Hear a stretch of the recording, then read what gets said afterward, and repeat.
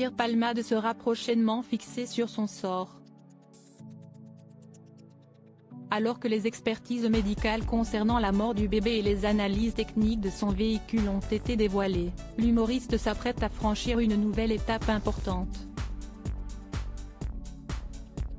L'affaire Pierre Palmade s'accélère. Le 10 février, l'humoriste avait provoqué une grave collision sur une route départementale de Seine-et-Marne, ayant fait 3 victimes dont une femme enceinte de 6 mois qui a perdu son bébé. Un drame survenu alors que l'artiste de 55 ans conduisait sous l'emprise de la drogue.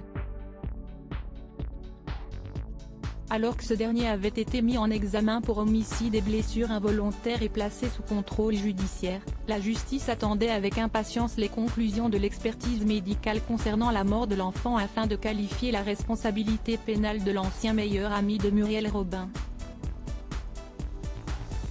Toute la question était ainsi de savoir si le bébé est mort avant ou après l'accouchement pratiqué sur la jeune mère. Selon des informations du Parisien, les résultats des analyses ont ainsi révélé que l'enfant n'était plus en vie.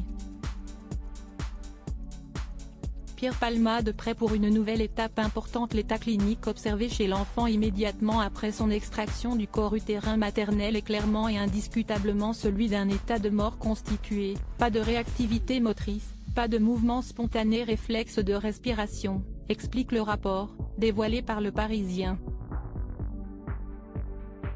Les experts ont également assuré que l'état de mort de l'enfant était déjà constitué dans les dernières minutes de grossesse.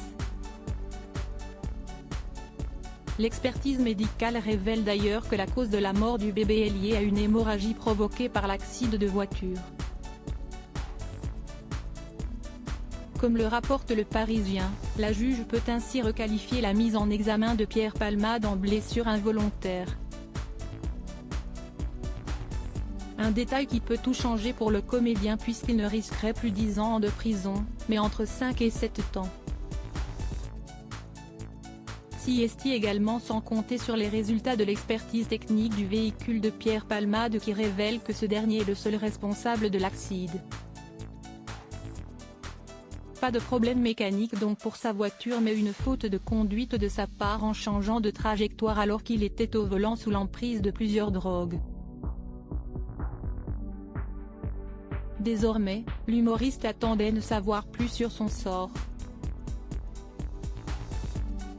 Il doit prochainement affronter une nouvelle étape cruciale en étant entendu à nouveau par la juge d'instruction.